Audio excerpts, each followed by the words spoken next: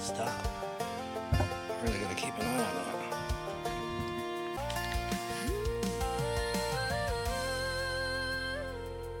There's a flag on the porch of a farmhouse. There's a steeple rising over this town. There's a young man wearing his granddad's dog tags. Welcome back to the Greg Schreffler Show, where we talk about anything and everything that has God in it. Why? Because we gotta. Why not? What are you talking about? Hope you like the intro music. It's called Thank God for This Land, Pure Waters by Tim Rupert at suno.com. Announcements. Just a show note, I'm going to stop putting images, and then this is just for those that watch.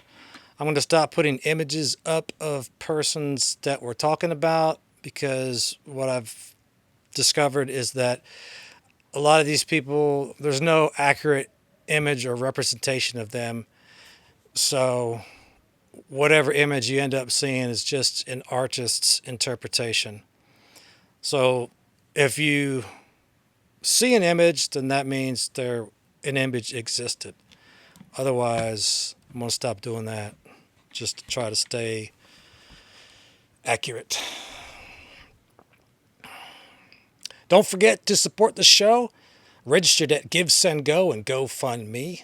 You can also register through Gravesend Go if you just want to pray. They have a way for you to do that, so that's very cool. I do try to keep updates on there. Like I said last week, time is elsewhere. All right, let's get it on. Welcome to episode 59 of the Greg Schreffler Show, and we are on series episode 7 of America 250, Truth, Faith, and Freedom. Now, there's a kind of grief that history books rarely linger on. The grief of a man who buries the people he loves one at a time in different corners of the world and keeps on going anyway. By the time we reach this point in our story, John Rolfe has already paid a price most of us will never be asked to pay. Years earlier, on the storm-wrecked shores of Bermuda, he buried his first wife and infant daughter, a little girl that he and her mother had named Bermuda, after the very island that claimed them. He survived that. He came to Virginia. He built something out of nothing. I want to take a moment, and I hope that phrase, or that those words, will echo in your head. Built something out of nothing. That's what's missing in America today.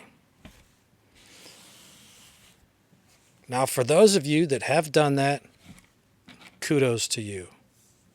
Well done. For a lot of us, we're not able to say that we've built something out of nothing. And there's a lot of angry young people who don't understand how great this country is and was, because they've been improperly educated. Anyway, back to John Rolfe building something out of nothing, using tobacco of all things, and in so doing, he became one of the most responsible for keeping this fragile colony alive. And then came Pocahontas turned Rebecca, and we spent an entire episode on that. Rolfe's marriage to her didn't just give him a wife, it gave the colony something it needed desperately, and that was peace for a few years. But by March of 1617, Rolfe is standing at another grave, this one at Gravesend, England, burying Rebecca far from the land she'd been taken from. And his and Rebecca's boy, little Thomas, is too sick to make the voyage home with him. So Rolfe does something almost unthinkable to any parent today, and that is he leaves his son behind in the care of relatives. and sails back to Virginia alone, not because he stopped loving the boy, but because he believed deeply that the colony's survival depended on him being there. So let's hold that thought in the back of our mind as we continue. A man who lost a wife and a daughter on Bermuda, a second wife in a foreign land, and who now separates himself from his only living child, all in service of something he believed mattered more than his own comfort, maybe even more than his own family. That's not a small thing. That sounds like sacrifice. And it should make us ask a question that runs through all of Scripture, long before it runs through Jamestowne. What does it cost to be faithful to a calling? What does a man give up when he believes God has placed him somewhere for a purpose? Let's sit that question for now as John Rolfe, grieving, alone, and duty-bound, sails back across the Atlantic to a colony that's about to face its greatest test yet. Research brought to you by the Bible, Internet, and AI. We'll start segment 1 right after this commercial.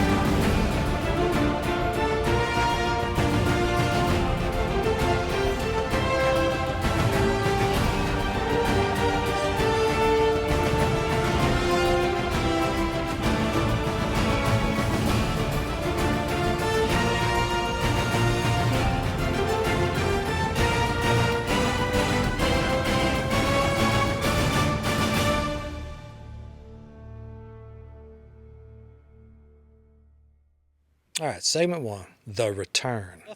John Rolfe steps off the ship onto Virginian soil sometime in the summer of 1617. 3 months earlier, he buried Rebecca in a churchyard in Gravesend, England, and left his only living son, young Thomas, still recovering from illness, in the care of relatives, not knowing when or if he'd see the boy again. Well, history will confirm what Rolfe couldn't have known that day, and that he never does see that boy again. But we actually have Rolfe's own words from this moment. On June 8th, 1617, shortly after arriving back in Virginia, to Sir Edwin Sandys of the Virginia Company, a letter that survives to this day.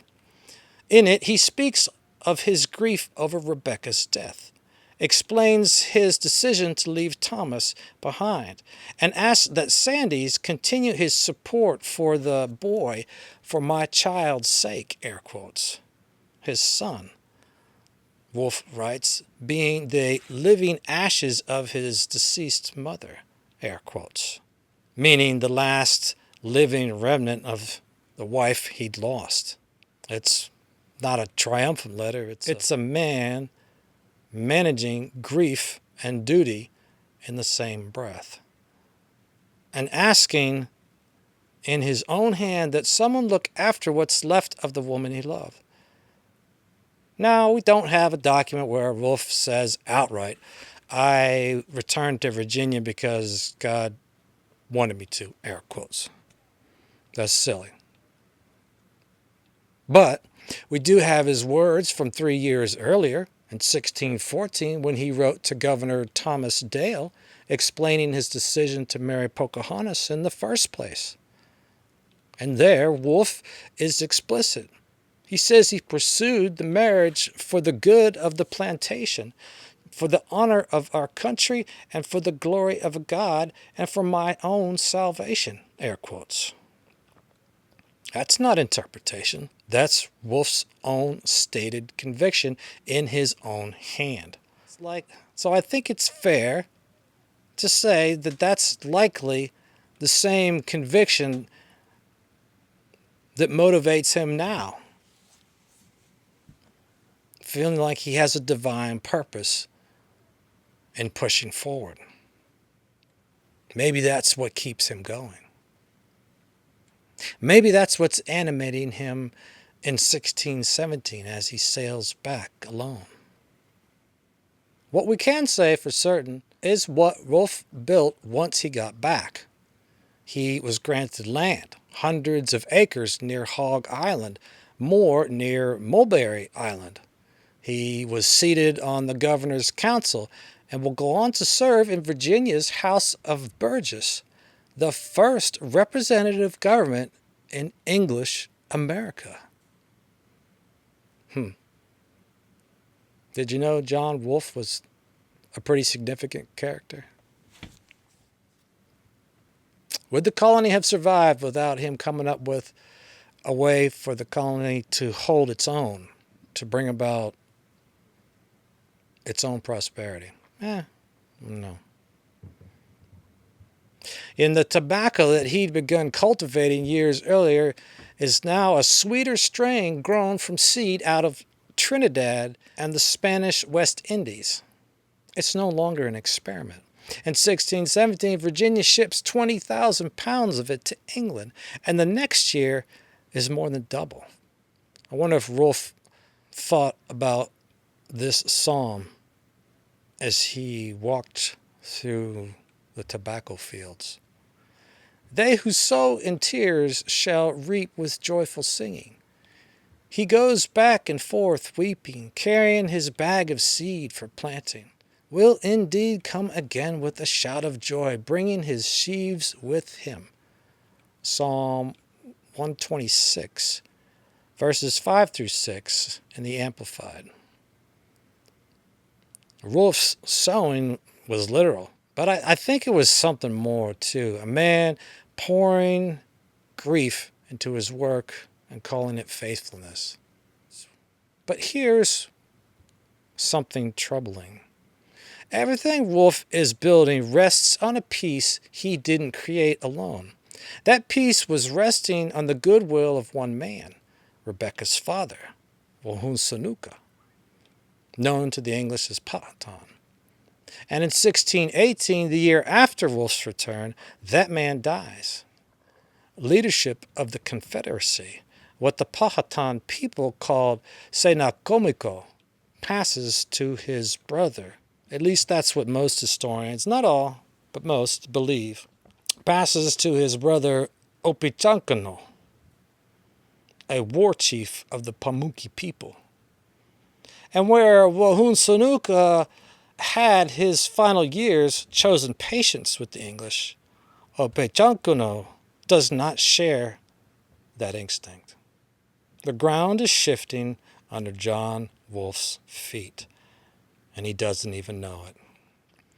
And within months, Opechancanough's will is what governs Senakomiko in every way that matters. Segment 2, False Peace. Now let's look at what makes Opechancanough such a formidable figure in this story. He does not announce himself. For the next several years, he does something far more mysterious than declare war. He makes peace. He allows English missionary George Thorpe to build him a proper English-style house, complete with a lock and key, a novelty Opechancanough seems to delight in, showing it off to visitors. He permits English efforts to educate and Christianize Powhatan children, even as plans move forward for a college at Henricus, which is meant to do exactly that. Trade flourishes. English settlers continue to enjoy years of apparent goodwill. They welcome Powhatan visitors into their homes and plantations without a second thought. Historians believe that Opechancanough spent between 1 and 3 years planning something. But for now, the English are growing accustomed to the warmest relations the colony had ever known with its neighbors. While people are saying peace and security, destruction will come upon them suddenly like labor pains on a pregnant woman, and they will not escape. 1 Thessalonians 5:3 in the Berean. Of course, that scripture is meant for the unsaved. The English colonists of the early 1620s believed, with good reason by their own eyes, that they were living in the safest season Virginia had ever experienced. Well, let's contemplate something here for a moment. This chief had every reason to lash out, watching his people's land carved into tobacco fields year after year. His patience must have run out long ago. So what's he gaming here? Segment 3. The Spark. For years, one man had made himself something like a legend among the Powhatan people. A fierce warrior and close advisor to Opechonkuno, named Nematunu, known to the English as Jack of the Feather, air quotes, for the swan feathers and wings he wore covering his body. So much so that one Englishman said, as though he meant to fly, air quotes. Nematunu had fought in skirmish after skirmish against the English, and never once had he been struck. Over time, that record hardened into something more than luck in the minds of his people. A belief that he carried a supernatural protection. Some say an ointment that turned aside English gunfire. He didn't seem to discourage the legend, he let it grow. But in the spring of 1622, that legend is put to the utmost test. A settler trader named Morgan went missing after Nematunu persuaded him to travel to trade goods. Days later, Nematunu returned alone, wearing Morgan's hat, and announced Morgan was dead. No one witnessed what happened between them, so this is circumstantial, not a confession. But it was enough for the settlers to suspect him. They tried to bring him in. He resisted, and he was shot. I wonder if this proverb fits Nematunu. Pride comes before destruction, an arrogant spirit before fall. Proverbs 16:18 in the Christian Standard. Whatever Nematunu believed protected him, it wasn't bulletproof after all. But here's what's startling. Opechonkuno had already been laying the groundwork for a coordinated strike against the English for some time. He'd approached a Powhatan allied leader on Virginia's eastern shore called Esmeshikshans, hoping to obtain poison through him. The Shishans, who'd grown closer to the English through years of trade, warned them instead, and the plan fell apart before it could be used. Nematunu's death didn't spark Opechonkuno's plan, but maybe it sharpened it. By the way, a quick note on who's governing the colony at this time. Sir Thomas Dale left Virginia back in 1616, escorting Rolfe and Rebecca to England himself. Since then, the governor's chair had changed hands twice, briefly to George Yeardley, then to Samuel Argall, remember him, the Pocahontas plot? And then Yeardley returned in 1619 to serve as the full governor. And he's the one steering the colony now. When word of Nematunu's death reached Governor Yeardley, Opechonkuno himself gave the governor his personal assurance. The sky should sooner fall, air quotes, than the peace between their peoples would break. Or maybe a more modern translation, the sky would collapse before he let that peace break. It was, by every account historians can piece together, a lie already in the years of making. And where is John Wolfe while all of this unfolds? Still here, still serving the colony he'd nearly given everything for. In 1619, he sat in that first General Assembly at Jamestowne, the same House of Burgesses I told you about back in segment 1. The first representative government in English America. He kept his seat on the Governor's Council in the years after. Also, he remarried once more to Jane Pierce, daughter of a fellow councilman, and in 1620 welcomed a daughter, Elizabeth, into a life that had already cost him so dearly. But by March of 1622, Rolfe is a dying man. Sick, not struck down by violence, at least as far as his own will suggests. He wrote that will on March 10th, 12 days before Opechunkuno's warriors moved. So, whether illness or the attack itself finally took him remains genuinely unclear to historians. But he was already a dying man. And I wonder if John Wolfe, as he was dying, thought about this verse. I have fought the good fight. I have finished the race. I have kept the faith. 2 Timothy 4:7, English Standard. Well, whatever else history remembers about John Wolfe, this much is true. He kept showing up, council seat after council seat, harvest after harvest, loss after loss. And the man this whole story started with will not live to see how it ends. Or not the ending you probably hoped for. Segment 4. Killing Fields. March 22nd, 1622. It began like countless mornings before it.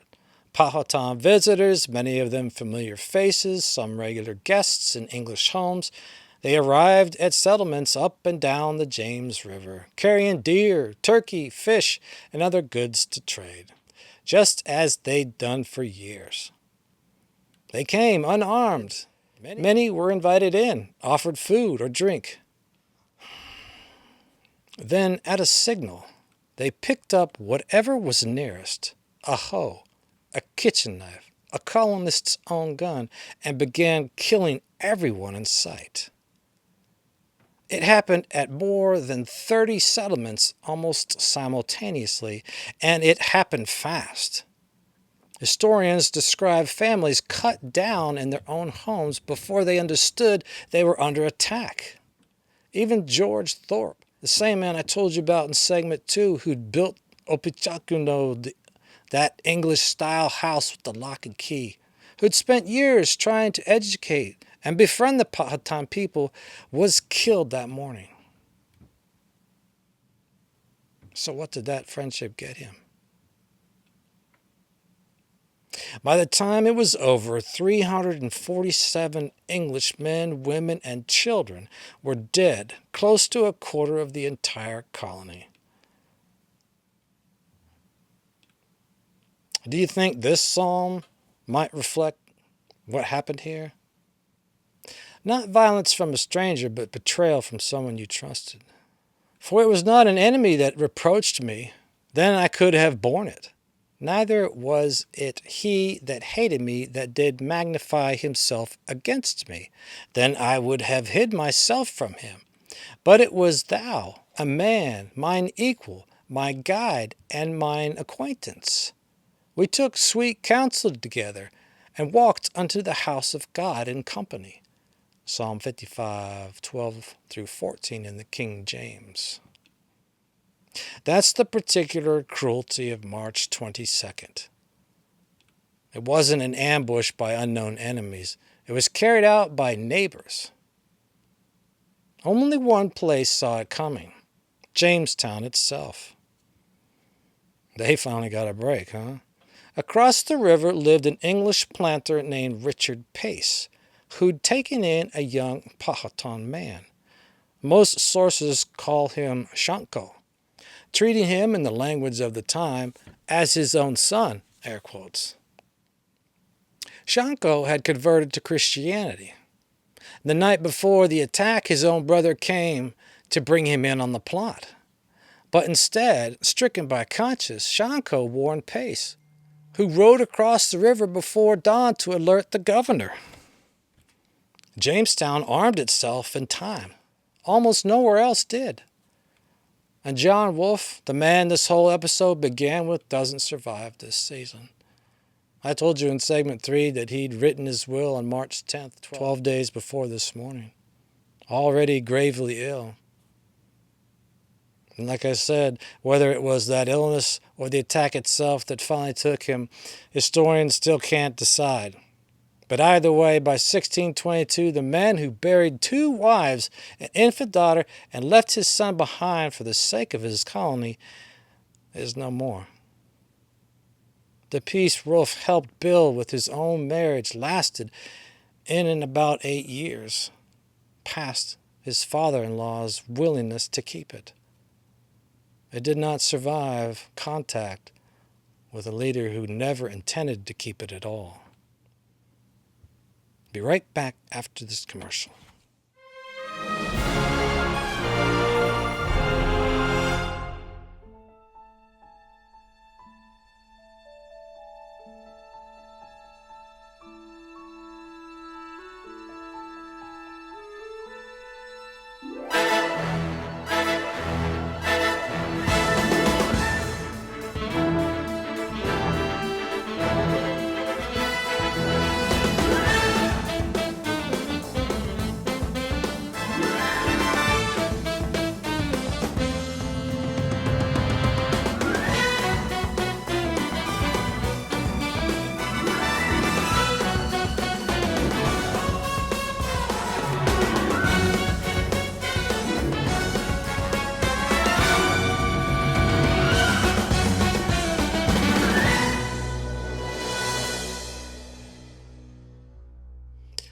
In closing, I'll say this as you listen to the rest of Thank God for This Land, Pure Waters by Tim Rupert at Suno, suno.com. Well, we started this episode with a grieving man sailing back across the Atlantic alone, believing he still had something to give. And now we're ending it with that same man in the ground, and a colony burying a quarter of its people in a single morning. John Rolfe never lived to see how his story ends, but at least his new wife and daughter survived. He gave it everything he had. A marriage born partly out of conviction, years of council seats and tobacco harvests, a body that finally gave out under the weight of it all. Was it enough? Was it ever going to be enough? Could it have ever been enough? Because the man on the other side of that piece, Opechancanough, had already decided long before Rolfe came home from Rebecca's grave how this would end. What version of history did you learn about Opechancanough? Warrior, hero, how clever he was, or how clever his strategy was? Yeah, I mean, it was clever in the same way that Hitler was clever in getting Jews into gas chambers thinking they were showers. Opechancanough was patient. He was disciplined. He fooled an entire colony for years. But I don't think patience and discipline in service of slaughtering families who trusted you deserves to be celebrated. It deserves to be called what it is, a betrayal. Was it executed well? Okay, but skill in service of evil is still evil. Scripture doesn't grade cruelty on a curve for how clever it was when you carried it out. And what's that say about the Powhatan people who went along with this, who accepted the gifts?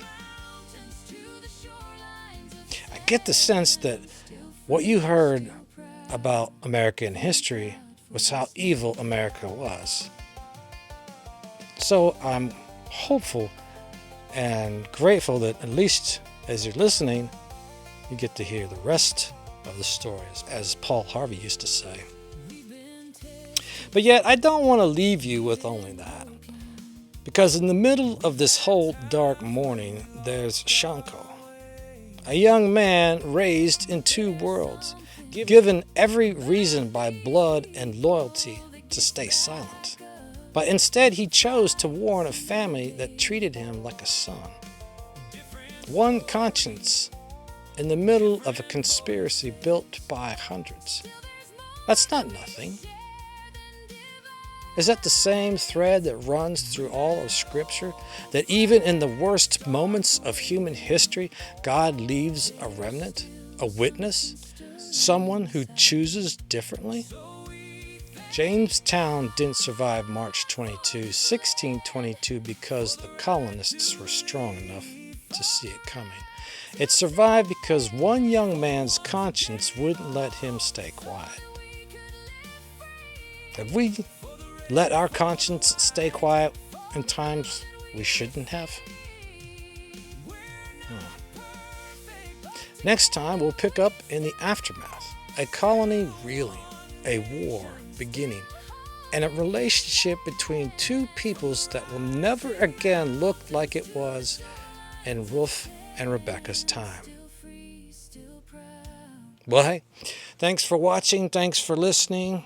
Don't forget to leave a review. Tell me what's going on with you. Don't forget to like and subscribe. Tell your family, friends, neighbors, and enemies about the show. Get them to like and subscribe. And until next time, stay safe.